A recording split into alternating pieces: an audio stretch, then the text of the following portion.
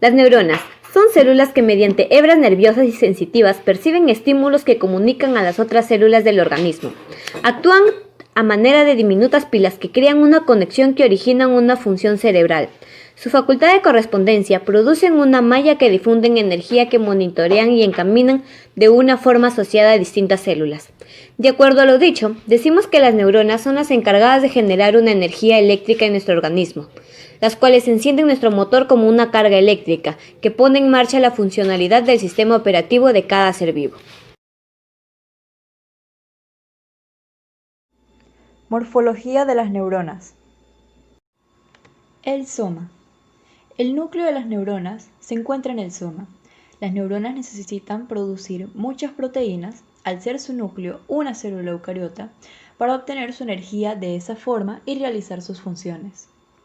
Su forma puede ser piramidal, esférica, estrellada, fusiforme o en cesta.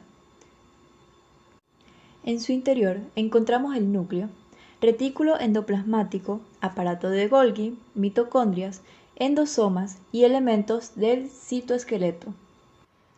Las dendritas. Del núcleo de la neurona surgen unas ramificaciones que tienen la función de recibir y procesar la información hasta el cuerpo celular. Su terminología proviene del griego dendrón, que significa árbol. Estas dendritas pueden recibir impulsos eléctricos o inhibidores que tienden a impedir esta acción. Si estos impulsos nerviosos se activan, son conducidos al axón. Son el principal elemento de recepción de información de las neuronas. Sus características ramificaciones se denominan árbol déndrico, lo que es variable dependiendo del tipo de neurona. Es importante porque determina cómo se va a integrar la información que reciben. El axón es inicialmente una prolongación delgada que parte del soma. El inicio se denomina cono axónico. Puede tener una longitud variable, desde 1 milímetro a varios metros, dependiendo del tipo de neurona. Su función es transportar y transmitir la información recogida e integrada por las dendritas y el soma a estas otras neuronas. La mayor parte de los axones están cubiertos por mielina, lo que ayuda a transmitir rápidamente los impulsos nerviosos, las cuales se enrollan en las células de Schwann, formando vainas divididas en segmentos recibiendo el nombre de nódulos de Ranvier. Tipos de neuronas. Existen muchos tipos de clasificación de las neuronas. En esta oportunidad hablaremos de las tres principales. Según su función, por el papel que desempeñan en el sistema nervioso, tenemos a las sensoriales o aferentes, aquellas que son vinculadas con la percepción de estímulos que conducen información desde el exterior, receptores sensoriales, hasta el sistema nervioso central. Motoras o eferentes. Son las que llevan mensajes desde el sistema nervioso hacia los músculos y ganglios. Están vinculadas con el movimiento y la coordinación muscular. Y las interneuronas, conocida como neurona integradora, se encarga de conectar y transmitir información de neurona a neurona, dando pie así al pensamiento complejo, a la memoria, etc. Según su polaridad, dependiendo del número de prolongación y la disposición de su terminación nerviosa. Unipolares son aquellas que poseen una sola prolongación de doble sentido que sale del soma, el cual actúa como axón y dendrita, dando así al dolor y el sentido del tacto. Bipolares presentan dos extensiones citoplasmáticas que salen del soma. Una actúa como dendrita, entrada, y la otra actúa como axón, salida. Además, transmite información al sentido del oído, el olfato y la vista, entre otros. Multipolares son las que abundan en nuestro sistema nervioso. Poseen un gran número de prolongaciones de entrada, dendritas, y una sola de salida, axón. Dentro de ellas distinguimos las que son tipo Golgi 1, de axón largo, y los de tipo Golgi 2, los que no tienen axón o este es muy corto. Según su forma, pueden tener varias apariencias, como poliédricas, fusiformes, esféricas, pirámides y estrelladas. La sinapsis. Ya desde los tiempos de Galeno se sabía que los nervios eran los responsables de la rápida comunicación entre el cuerpo y el cerebro. El estudio de la sinapsis nos remonta de manera indirecta a 1791, fecha en la que Luigi Galvani descubrió en sus experimentos con ancas de rana que había una relación entre eventos eléctricos y los nervios. Años después, Du Bois-Reymond sugirió que la transmisión nerviosa podría ser de naturaleza química o eléctrica. Como sabemos, las neuronas están comunicándose continuamente por el finísimo espacio sináptico. Cuando una neurona transmite el impulso nervioso, envía unas sustancias llamadas neurotransmisores, desde el axón hasta las dendritas de otra neurona o célula, ya sea efectora o receptora. Cuando dos neuronas se comunican a su vez, pueden ser axodendríticas, que se da entre el axón y la dendrita, axosomática, que se da entre el axón y el soma, axosónica, se dan entre axones. Desde el punto de vista funcional, existen dos mecanismos de transmisión sináptica. La sinapsis eléctrica. Es un tipo de transmisión rápida y estandarizada que sirve para transmitir señales sencillas por una unión comunicante o también llamada unión gap, y tiene una baja resistencia. La sinapsis eléctrica se encuentra en el músculo cardíaco liso y hepatocitos. Sinapsis química. Es la más abundante en el sistema nervioso y es de gran importancia para las funciones del cuerpo. Este tipo se produce entre células separadas por un espacio no mayor de 20 a 30 nanómetros, conocido como hendidura sináptica, y se da mediante la liberación y recepción de neurotransmisores, fruto de un proceso de secreción celular muy veloz. Algunas de las dolencias del cuerpo humano impiden la correcta sinapsis neuronal, afectando el control que en el sistema nervioso ejerce sobre las diversas funciones, voluntarias o no. Algunas de dichas dolencias son el mal del Parkinson,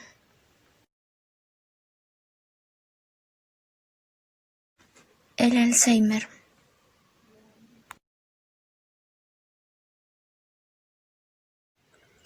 y la epilepsia.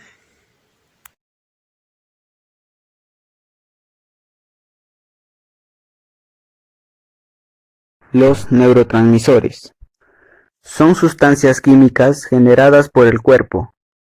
Es liberada a través de las vesículas mediante impulsos nerviosos. Los neurotransmisores se encargan de emitir señales o información de una neurona a otra mediante la sinapsis. Esta información es emitida por la neurona presináptica y la recibe la neurona postsináptica. Tipos de neurotransmisores. Dopamina. Son las sensaciones del bienestar, placer y relajación. Serotonina. Regula la actividad de los otros neurotransmisores. Noradrenalina. Regula nuestra respuesta de supervivencia ante un peligro.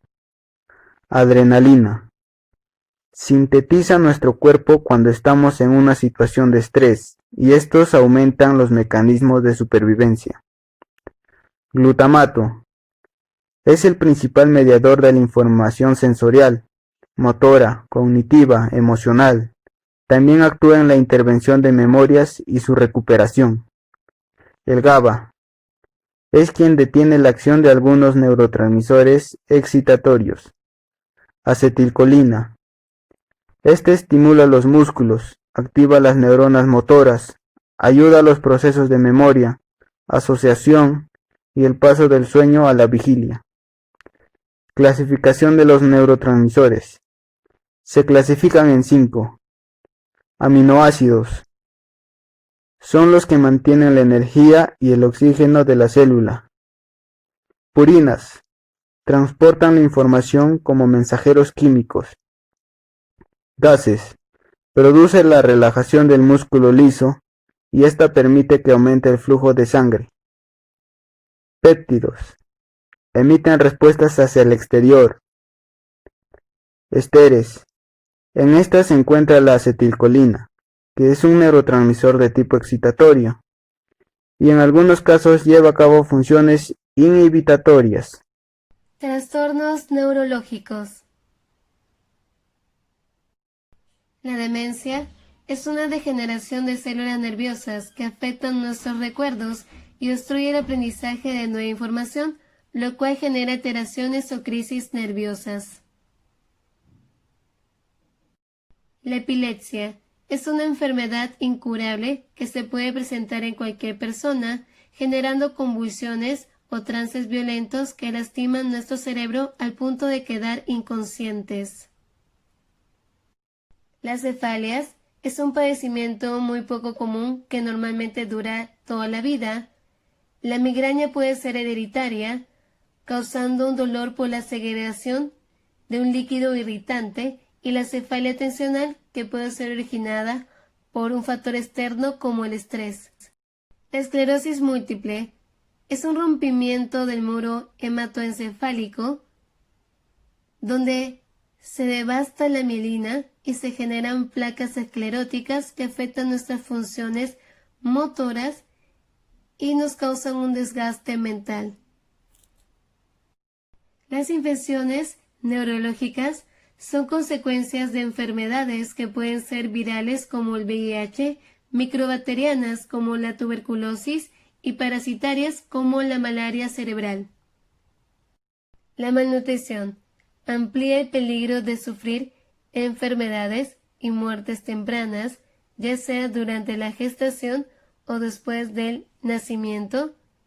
También el ingerir sustancias tóxicas ayudan a degenerar nuestras neuronas.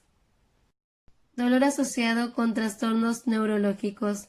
El malestar punzante y permanente probablemente siga después del agravio. Puede ser nociceptivo, donde se activan las neuronas sensoriales, y neuropático, donde el daño se vuelve un origen de dolor. La enfermedad de Parkinson es un trastorno que afecta de manera visible el desenvolvimiento correcto de las actividades psicomotoras en el individuo, que va perdiendo progresivamente con la falta de coordinación que tienen sus movimientos.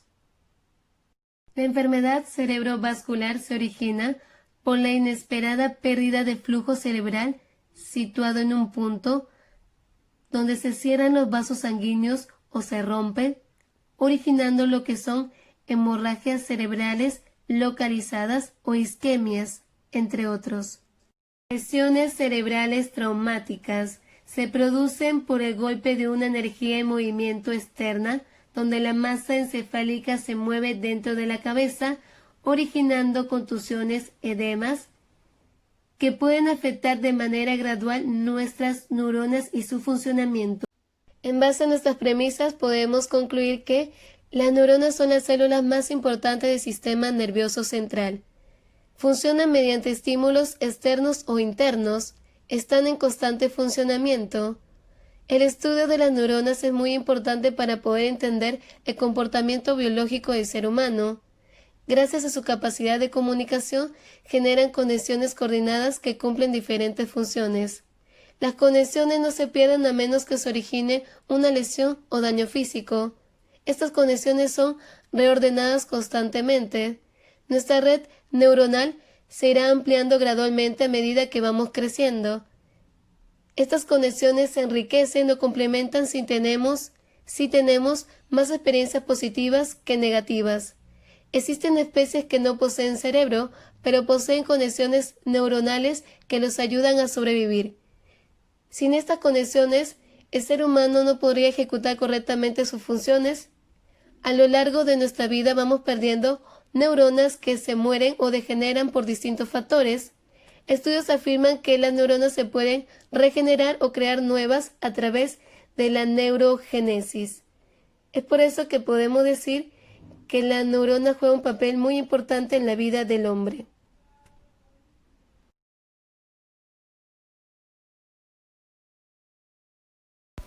Eso es todo, amigos. Me voy.